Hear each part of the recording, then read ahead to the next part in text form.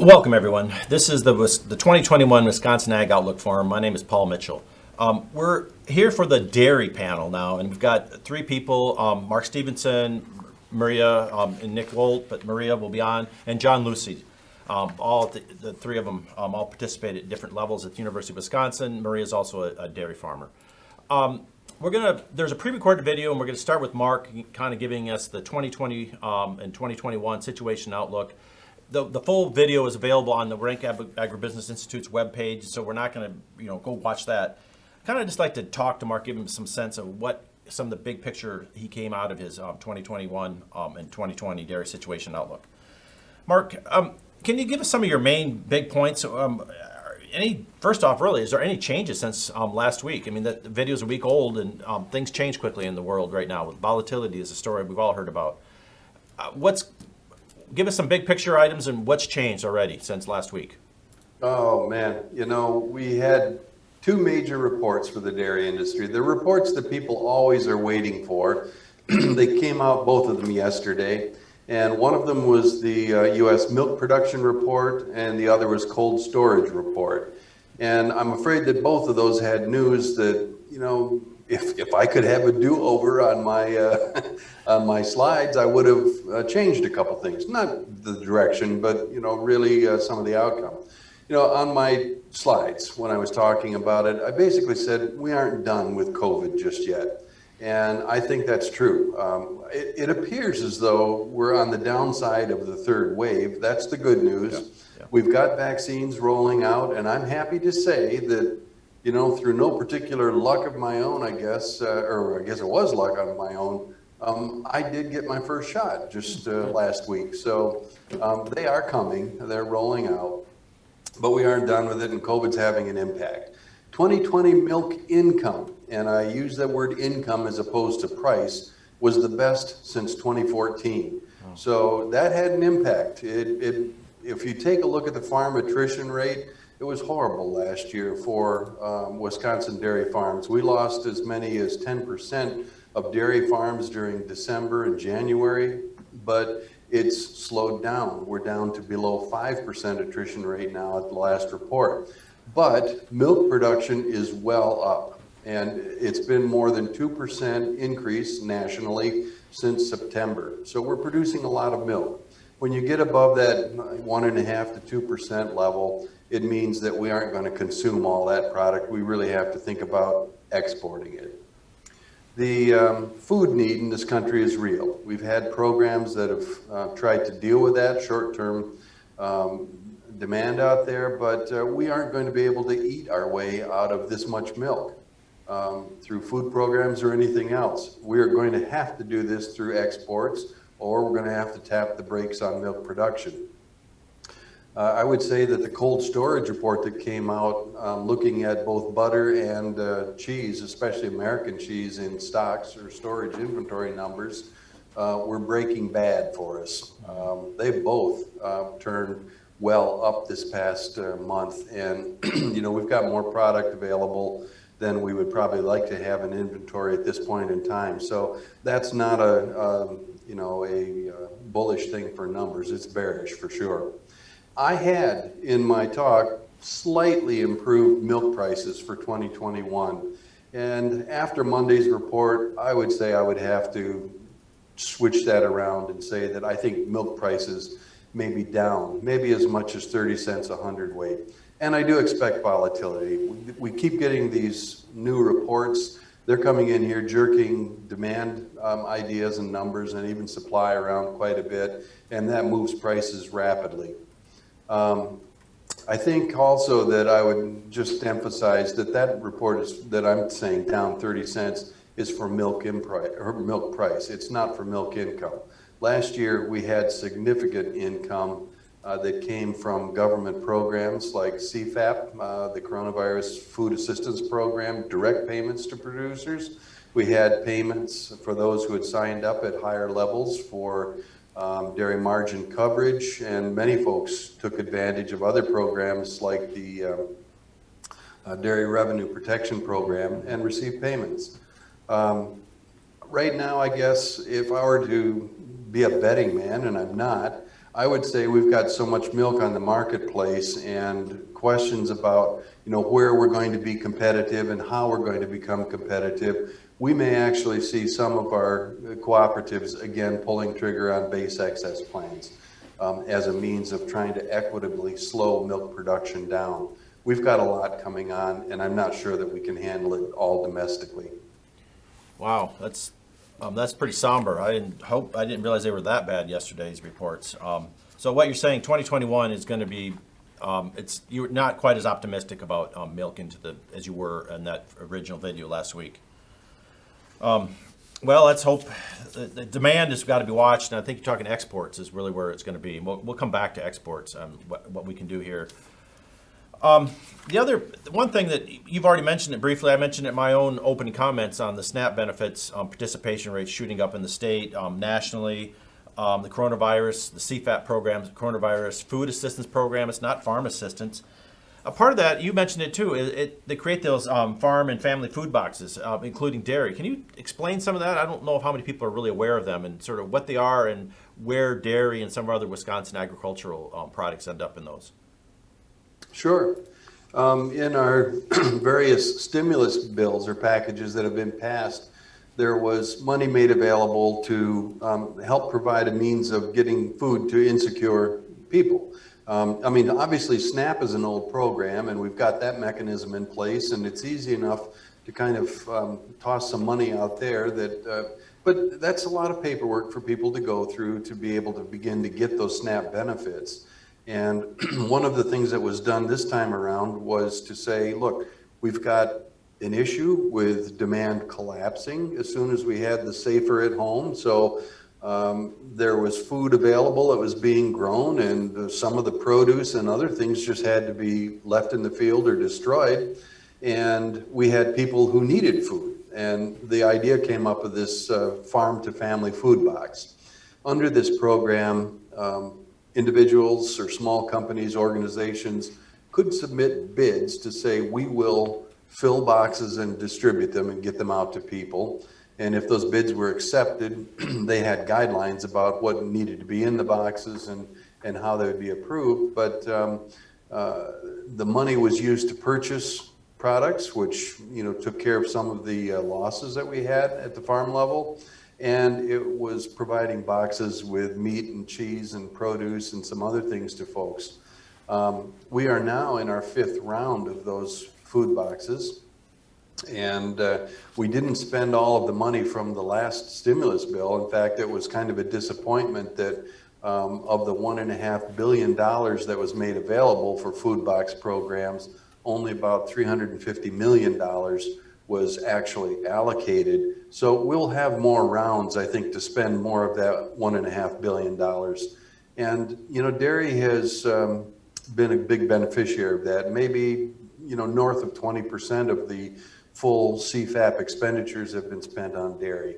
And if you think about a study I think I read several years ago about the SNAP programs, that when people are making their own decisions about what they're going to buy with the vouchers that are available, it's a little less than that in terms of dairy. That's something like 15% of those dollars were spent on dairy products. So the food box program targeted a bit more money toward dairy than people might make under a SNAP program. Thanks. Yeah, I think that's one thing. A lot of people aren't participating in those programs that operate in these, academic circles, and just don't realize how much food insecurity there is out there. And I think you're right. The CFAP program, and I actually expect the new administration. Climate change has been talked about as part of the USDA push, and I think the other one is going to be nutrition, making food security. I think will be a major push. So we'll see how that goes. We'll hopefully see some new stuff there. New programs. Also, Mark, I realized I forgot to introduce you officially. You're the Director of Dairy Policy Analysis at UW-Madison and Director of the Center for Dairy Profitability, for those who don't know Mark. I just assumed everyone knew Mark. Sorry about that. Next up is Maria. Mark, please stay around. Maria Woldt is, her and her husband Nick are at ToldYaSo Holsteins. And Maria is also program manager for the Dairy Innovation Hub here on UW campus. If you listen to the dean's video, she talked about the Dairy Innovation Hub. And if you're at all involved in the dairy industry, you've got to have heard about the Dairy Innovation Hub. But some of you might not be in dairy, so we want to spend some time talking about that. Maria, I think you have a short presentation to tell us about the Dairy Innovation Hub and ToldYaSo Holsteins. We'll let you do that, and then I've got some follow-up questions to help us learn more. Yeah, I'll talk about the farm without slides because it's probably just easier. And then, when we get to the hub portion, I'll get the show up and running. All right, well, tell us about ToldYaSo Holsteins. Yeah. Thanks again for the opportunity. Like Paul said, my name is Maria, and had it not been a snowstorm outside, Nick would be here with me. But as Paul put it last night, when you milk 55 cows, you get to do everything, or you have to do everything. So he's out pushing snow. But yeah, I'll tell you a little bit about kind of our farm and our business model. We milk between 55 and 60 cows, and our farm is located, it's a Sun Prairie address, but between Sun Prairie and Marshall, so Dane County.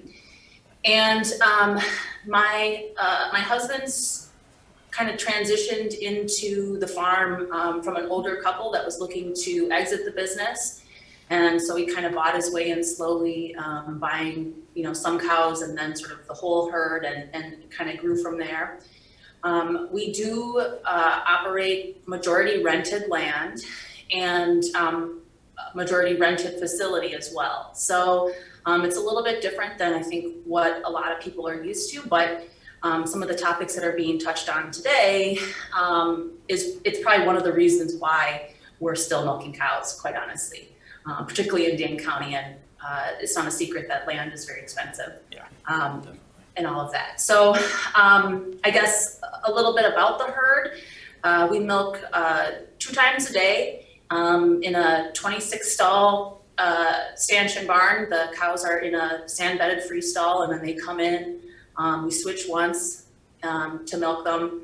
We use single pulsator milkers. It's definitely nothing fancy, but it does the job. And our emphasis is really on quality milk and trying to capture as many premiums as we can from our processor. Luckily, we did not have to dump any milk this past spring. So, again, our processor sold the milk at a highly discounted rate, but it was sold. And so we're grateful for that. And so again, because our emphasis is more on kind of trying to capture some of those premiums, our somatic cell count for the year usually averages around like between 60 and 65,000. And then, again, due to some of the great work being done at the university, that we've been able to capitalize on, our rolling herd average is like usually between 29,000 and 30,000 for the herd. And they're all registered. We don't do a ton of marketing of the genetics, but I don't know, it's just one of those things we've always done. We like doing it and continue to do that. All right. Well, can you talk about what COVID how did it affect your farm? Did you guys change anything, or is it just something you adapted to, just all about prices, and or how did it affect your operation? I'd say pricing is the biggest thing. I mean, milk for us was $11 in May. Ouch. And $26 in November. Wow. That's a huge price swing. Yeah. And so it's really hard to plan any type of, project or make any type of investment in yourself. And milk was our last check was $17. So up, down. Yeah. It's hard. Yeah. I think that's the reality. You don't have a crew. You don't really have employees to help you. No, I mean, I would say the biggest thing with COVID for us, and everyone's different, but we just really tried to stay healthy. And thank goodness we have been. But social distancing is that's farming anyways, but it's really, it's no joke, because if one of us gets sick, there's nobody to do work. So you have to stay healthy. Hopefully nobody gets sick. No. We hear so much about, I showed the slide on that, on the farm bankruptcies and the dairy farm consolidation. What do you wish people knew about the small farms, small dairies like yourself?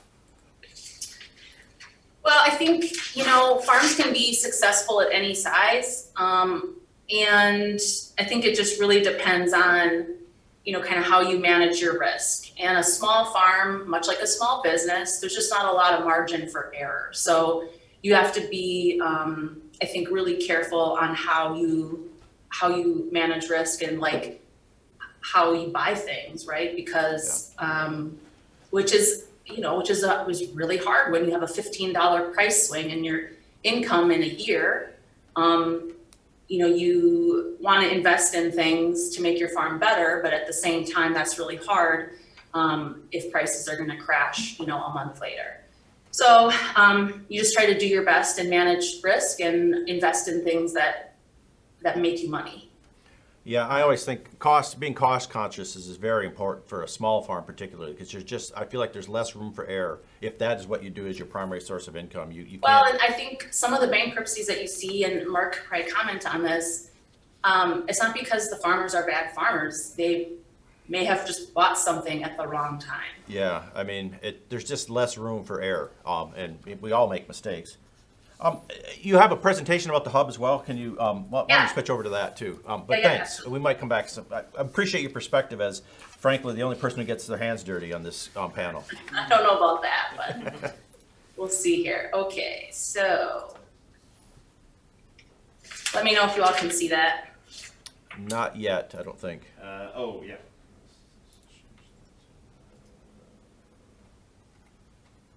Right, I mean, I have to show this real quick, sorry. Yeah. Okay. Okay, he's working on it. Yeah. Okay, there we go.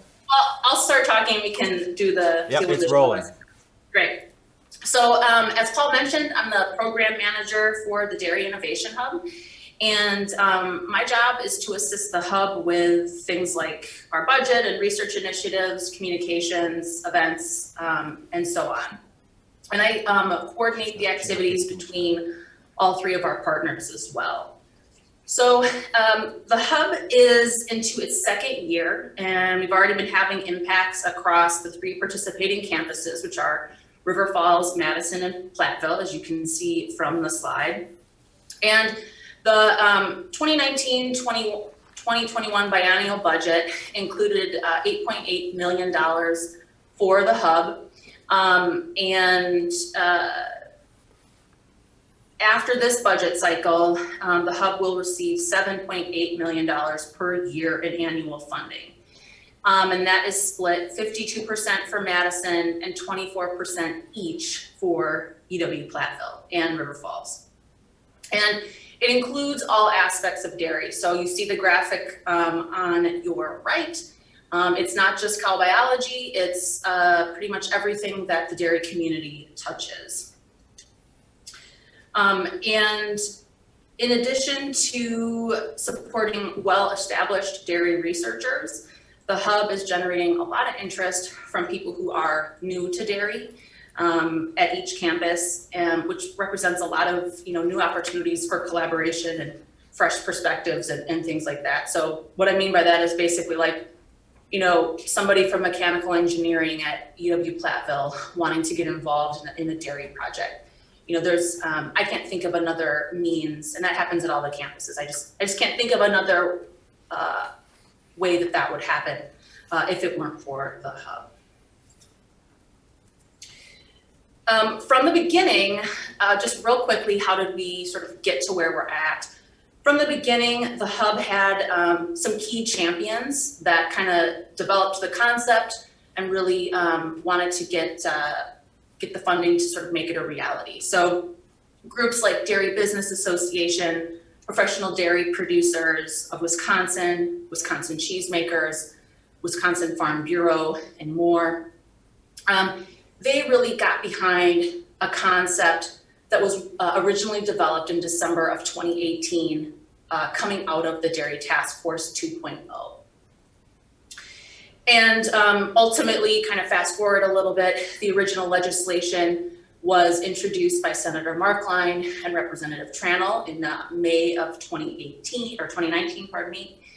And then it kind of sort of took on a life of its own. The campuses developed kind of all the administrative things that they needed to do to accept that amount of money.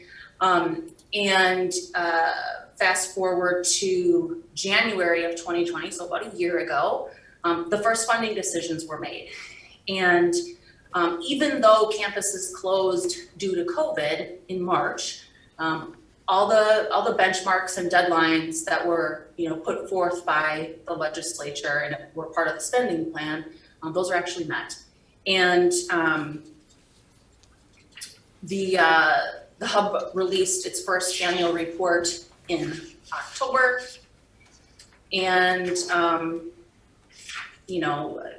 guess kind of here we are, and we funded more than 50 proposals across the 3 universities in those 4 priority areas that I showed you earlier.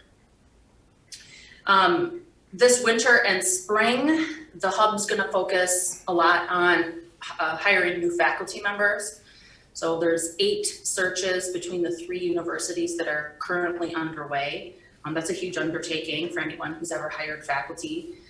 But in addition to hiring faculty, the Hub is going to continue to fund research and equipment and talent like graduate students and so on.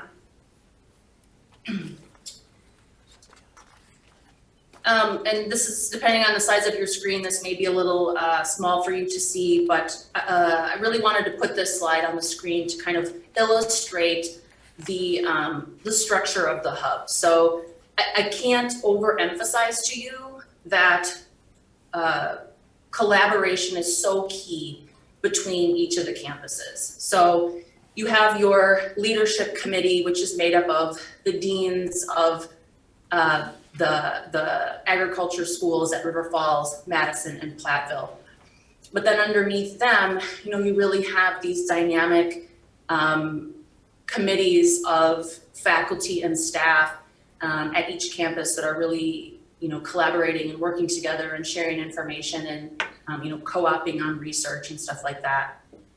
Then you also have on the right-hand side of the graphic, an advisory council, which is made up of stakeholders as well as university faculty, who are really kind of that guiding light, if you will, for the whole Hub. So they really help make sure that the Hub is staying true to the original mission. That was part of that Dairy Task Force 2.0 recommendation, and really making sure that the Hub is focusing on what it is that the dairy community actually needs. So that's kind of a quick overview, Paul. All right. Well, thank you. Yeah. I think you're right. There's a lot of activity and there's a lot of people involved. And Mark Stephenson led the Dairy 2.0 task force that helped make this happen. Senator Markline, Representative Tranel involved. There's been a lot of people on campus. Among those faculty positions, Mark and I are on a search and screen committee. We've got a meeting at the end of the week to start looking at the candidates. So yeah, I think that's the big focus right now, is getting some faculty talent here. Mm-hmm. John, I'd like to switch to John Lucey quick here. Thanks, Maria. We'll be back.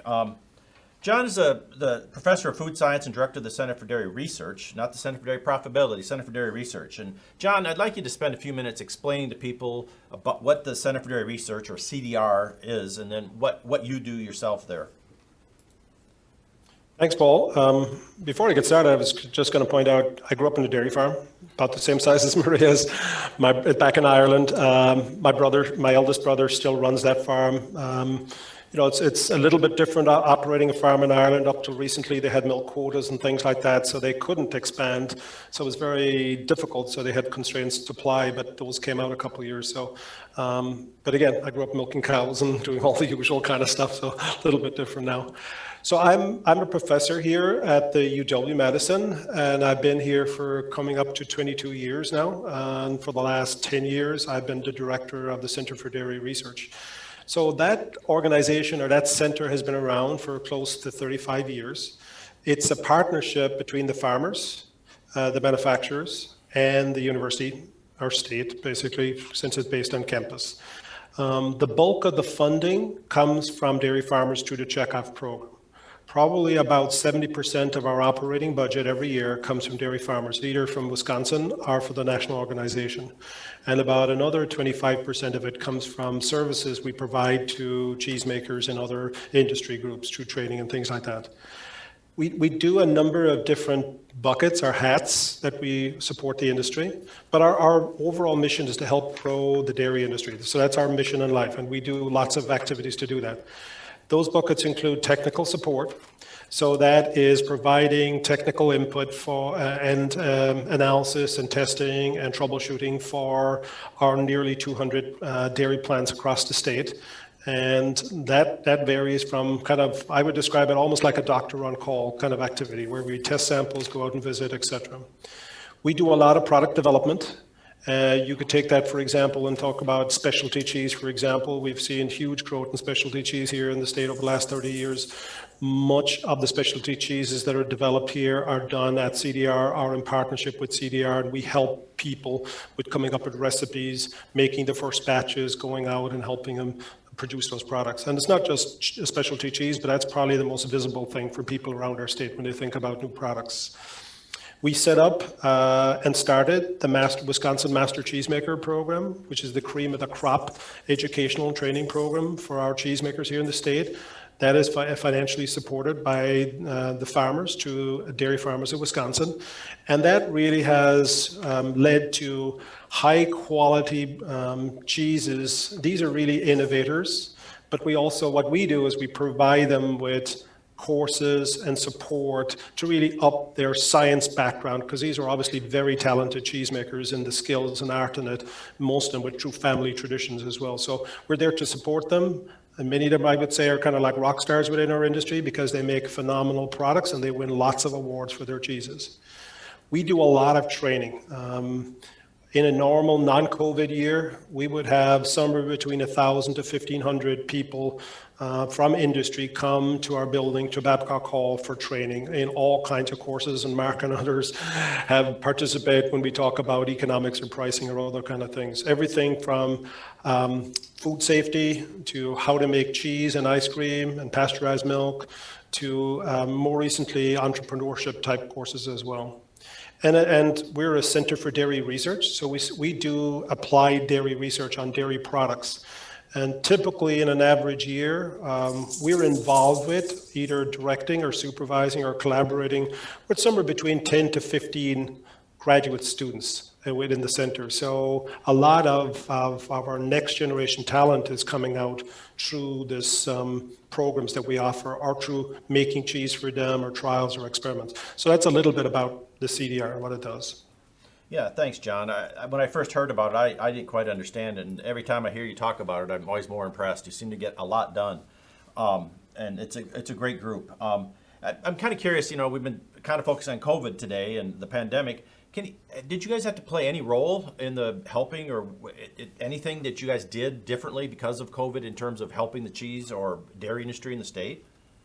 Yeah, and I think Mark's video, and I reviewed it already before this panel, really set the stage for the crisis that was within our industry in the April period and going into the late March into April and beyond. And we had a significant loss of markets, particularly in institutional and food service type of venues. It could be anywhere up to 50% of cheese is used somewhere in a food service type of application. So that, and since we primarily produce cheese in the state, that was a tremendous crisis within our industry, because plants didn't know if they should be making cheese because they didn't know where the markets would be. So what we were doing is trying to get over the immediate crisis point, because what we wanted to do is help people extend the shelf life of their cheese for 3 months, 6 months, or beyond.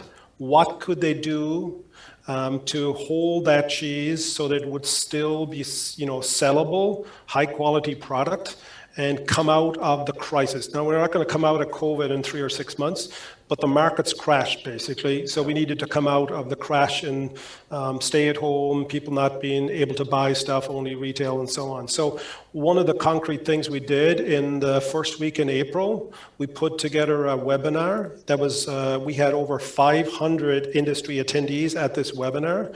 And the webinar was focused all about extending the shelf life of cheese. And we had research updates on all kinds of cheeses and all kinds of research we had done, from obviously to freezing for some cheeses is one way to extend shelf life. But we had been researching many of these technologies mainly to help drive exports where we needed longer shelf life to get to, you know, Asian markets or other kind of locations around the world. So we repackaged all of that research to focus on surviving the crash from COVID. And thankfully, you know, I know there was milk dumped not just here in the state, but across the US. But I think we were able to at least survive that first crash. Retail sales of cheese were strong. But the food service part of it is still a problem. Pizza has been doing hot, and Mark had lots of graphs on that, and anybody who had takeout or carry through or curbside did well. But the fine dining types of restaurants, or dine-in types of restaurants really have struggled. So what we have continued to do is work with our manufacturers. Many of them, what they did is they switched from making a particular type of cheese to something else. And that for a cheesemaker is really challenging, because you have to know if they have the right equipment and how do they make it, what are they going to make, and so on. So a lot of time was spent one-on-one. I think about, you know, in the first month or so, we probably were working on a daily basis for more than 50 plants just on this kind of issue alone. So I would say yes, because of the fact that they didn't know what to do. Many of them just didn't know what to do, and we had to provide them with a lot of help and assistance to get over it. And exports were one option, but there was also, you know, what else could we do to get over that first month or two? Yeah, wow. Again, I had no idea. Like I said, every time I listen to you, I learn so much more.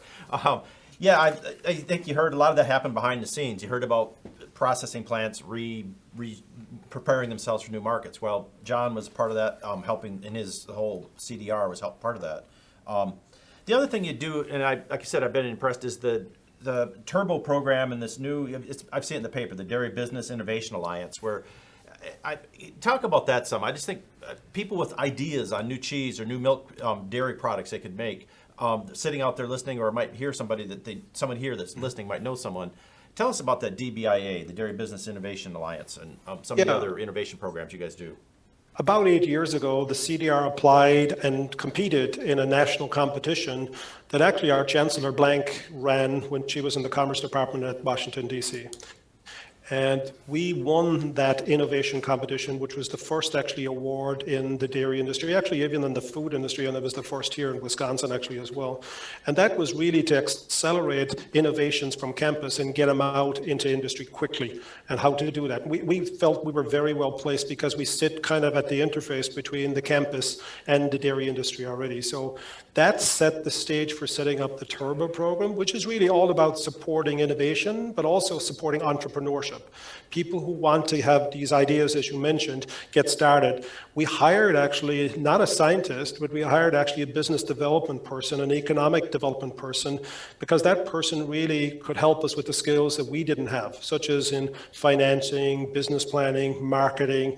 And there are many resources across our state that are really there to help, but maybe the dairy industry or these small artisans or people who want to be entrepreneurs really didn't know where to go. So we wanted to have it a one-stop shop where they could get the technical assistance, like we talked about, you know, make a cheese or some new product, but also help them with all the other things that are just as important for them to be successful. Now, fast forward to the last Farm Bill, and within the last Farm Bill, Senator Baldwin was instrumental in getting this Dairy Business Innovation Initiative language added in to the Farm Bill. And what that set up was it allowed an open competition for the naming of up to 3 centers across the U.S. that would have regional impact on driving dairy business innovation, farm diversification, and value-added products. The CDR, in conjunction with the Wisconsin cheesemakers, And actually with support from about 40 to 50 dairy trade associations across the region, we applied to be one of those centers. And so we now were awarded one of those centers, and it covers the 5-state region in the upper Midwest. So that's ourselves, Illinois, Iowa, Minnesota, and South Dakota. So we're all part of this Dairy Business Innovation Alliance. The initial grant was for $460,000. And the language of this program is that half of the grant program has to go back out to the dairy industry in direct grants to those businesses. So we organized with representatives from across our 5-state region a grant program and awarded 13 grants ranging in size up to $20,000 to really grow some of these small dairy businesses. And you'd recognize some of the names there, like Crave Brothers, for example, or Ellsworth. They got it, but actually they were awardees in all 5-state regions. It just worked out that way by the scoring of the system. But the Dairy Business Innovation Alliance also has training programs, and we call it Let's Get Started. And it's geared towards farmers that might be thinking about diversifying or creating a dairy product business, but don't know what to do. So these webinars are on all kinds of topics like, planning and business planning, marketing, product development, financing.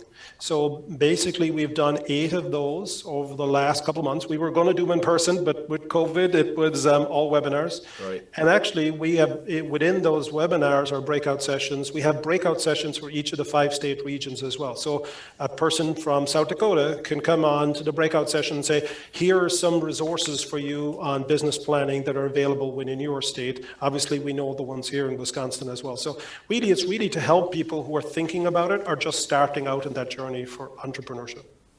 Now, we did get a brand new award, which was $6.1 million last fall. So this program is going to ramp up quite considerably in terms of grants and training in the coming years. So that's one of the things we're really super excited about. Okay, wow. Yeah, I think what I like I said, I really heard that, and I think it's going to help obviously regionally, not just the state. But Maria, this is kind of for you, and I'm thinking about the CDR's program and that Dairy Business Innovation Alliance is a grant funded thing, and I don't know how long it lasts. We've got $6 million. It takes a while to spend $6 million, but I'm kind of curious about the Dairy Innovation Hub. It sounds like there's some overlap here in some of this missions. Can you pretend it's 5 years or a few years from now, and the hub is up and running, it's fully staffed, it made all these hires, and we got all the programs rolling. Can you kind of have some idea, what do you think what is it going to be doing, and what are some of the, I'm thinking about how are some of the impacts it's going to have here in the state, or maybe broader from the Dairy Innovation Hub once it's up and rolling? Well, we have competitive proposal processes every year at each campus where existing faculty members, submit their research ideas. So I would envision that's going to keep going. But these new faculty members that you said are, we're in the process of hiring, those folks are going to be their research programs are going to be up and running and sort of contributing meaningful innovations and inventions and new ways of doing things. Hopefully those will be, coming online in that, hopefully before 5 years, but certainly by 5 years. And the faculty members that are being hired represent gaps. So there aren't people in Wisconsin that do the work that those people are doing. And it's very important work to the dairy community. So hopefully those, the research that they do is going to be, fulfilling things that this state really needs. Well, the one thing I also think is different is it shows a commitment by the state that keep this going.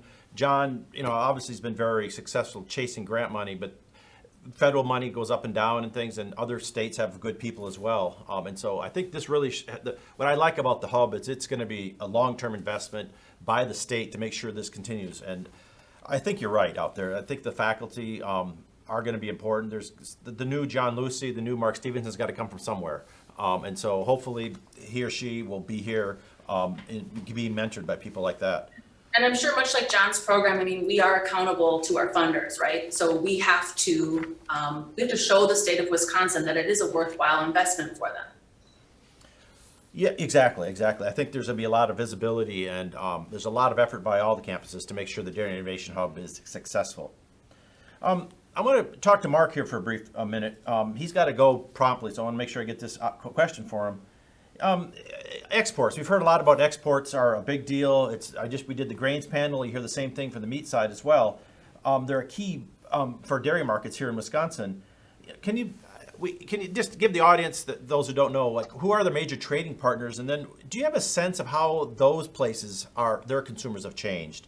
If they're Asian, how have they changed as a result of the pandemic, or wherever they are in the world? Just your thoughts on changes as a result of the pandemic for export markets.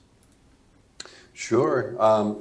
We if you look back about 20 years or a little less than that, we've always been involved with some exports, but they were minimal. They were 3 to 5% of our milk production, and it usually tended to be products that were just surplus and we just needed to get rid of them, and so we found a buyer and sold it. Since about 2004 and 5, the U.S. has really had a more serious and focused attempt to be growing not only milk production, but to find these new markets outside of our borders. And, this has been quite a change for us. Now, today we're exporting somewhere between 15, 16, 17% of our milk production. That had been growing over time. We may do more than that in the future, but, we'll see. We have a lot of capacity to produce milk and dairy products. Now we need to find the customers. Our biggest customer over the last many years has been Mexico. Not a big surprise, I suppose, in some ways, because it's a near neighbor. We can physically truck products down there to Mexico. We don't have to put them on a container ship and get them across the major ocean. So Mexico has been a big buyer of dairy products for us. And we've had a little bit of problem recently with Mexico. It started well before COVID. And the problem that we had initially was that, we had some trade wars and tariffs that were placed on steel and aluminum. Mexico retaliated with tariffs on dairy products, among other things. And of course, that made us a little bit less competitive down there for sale of products. And they sourced products from a few other countries. So at this point in time, we're back now to a negotiated no tariff on dairy products with that country. But then Mexico had been falling into recession before COVID hit, and they've been in a real tailspin. So the value of the peso relative to US dollar has declined substantially, which means from a Mexican consumer's point of view, that the dairy products from the U.S. look more expensive to them. And that's been a bit of a problem. Our exports to Mexico have not gone away, but they're a little bit softer than they had been before. On the flip side, if you look over the Pacific, we've been selling a lot more cheese to some of the South Asian countries, notably South Korea, countries like Malaysia and Vietnam, as well as Japan. Where we have a newly negotiated trade agreement. And if you look at yet other products, but with those that are important here to the state of Wisconsin, we sell a lot of whey products to China and have for a long period of time. Much of that goes for dairy feed, swine feed, and when they had the swine disease here the last several years, decimated their herd, they've now rebuilt quite substantially, huge facilities, and they're back in the marketplace buying a lot of product from us there. So we do export a lot of product. Half of our powders, milk powders, and the bulk of our whey products are exported. A little bit of cheese, that tends to be an on-again, off-again thing, but it's a growing segment for us, and occasionally butter. All right, thanks. John, hold on a second. I want to ask you about this, but I've got a question here from the online I want to ask Mark. We've seen all this pile up of product, and prices are falling again, and so in order to make the same amount of money, you got to sell more milk, with these new reports. And so I feel like I've heard this, what's the answer when prices are falling? Make more milk. What's the answer when prices are rising? Take advantage of it. Make more milk. Are we in that world again of just make more milk is the answer? and then I'll get to you, John.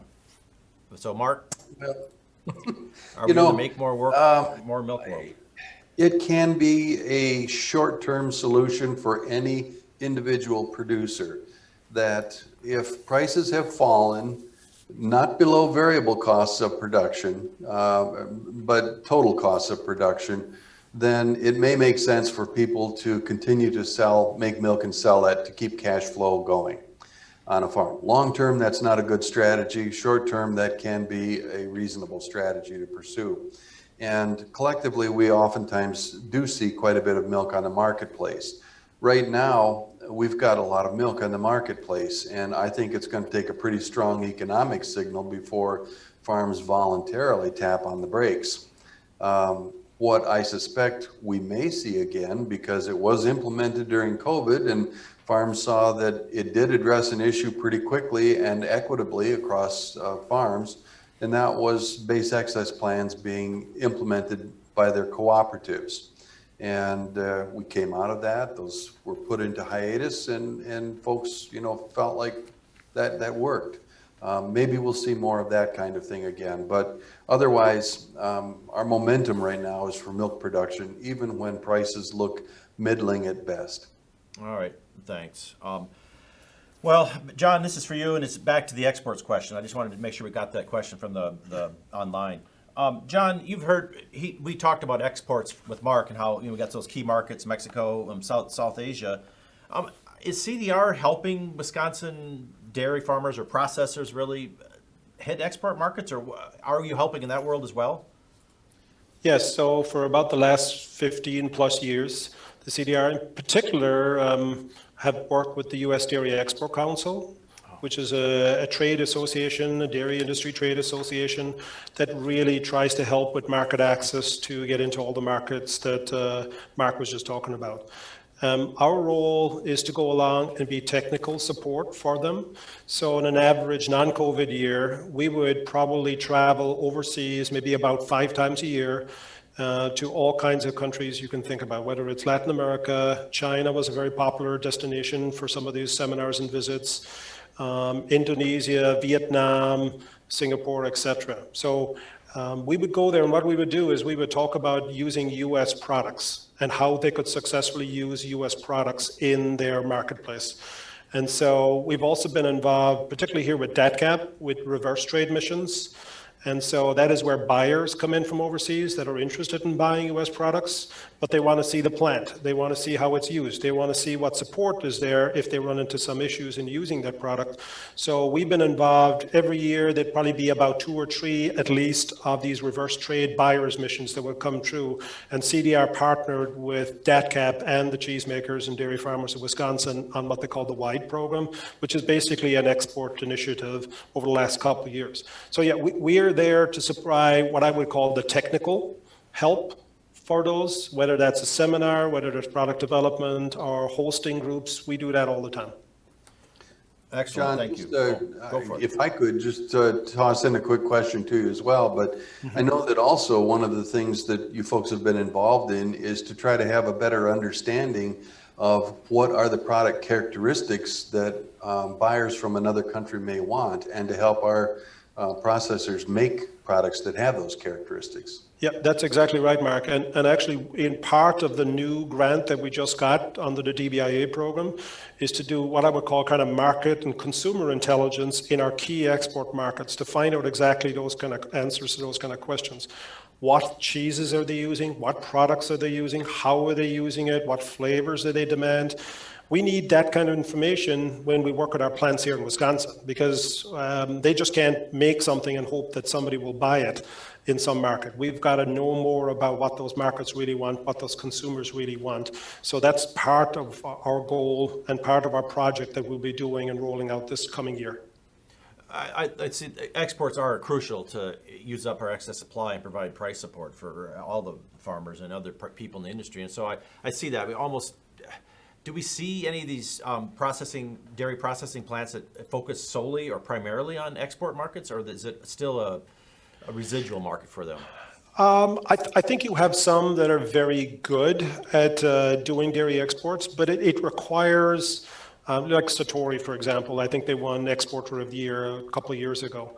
But what it means is that, if you're exporting to lots of countries, you need salespeople and boots on the ground in those markets. And that's expensive. You need to have the presence there.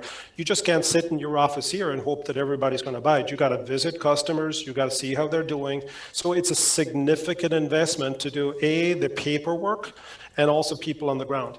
The thing I fear about is the smaller guys. They can't afford those kind of resources. And sometimes the amount of products, especially in particular, if you talk about kind of specialty products, how do we consolidate those loads so it's cost effective for them to export it to, let's say to the Middle East or to some high-end market? How are they supposed to do that? I think there's a lot of discussions going on to figure out what's the answer to that. I mean, I think bulk commodity product and big players can do that. But I think when you get to our medium and smaller guys that are trying to sell some of their specialty products, there's a lot about distribution, logistics, consolidating, who's helping with paperwork, and is there some mechanism that could be put in place, either a co-op of co-ops or whatever you want to call it. I think there's ideas banding around about that. But I think that's where maybe the higher margin stuff gets in rather than competing just in commodity. But that requires quite a bit of work. I hear you saying innovation is more than just technical innovation in terms of how to make these products. It's also business innovation, how to make these things work. So, and supply chain. Yep. Yeah. The whole supply chain innovation. All right, we're out of time here now. So thank you, everyone, and we'll go on take our short break, and we'll be back 10 minutes after the hour for our meet on livestock and meat panel. So thank you, everyone, and we'll see you.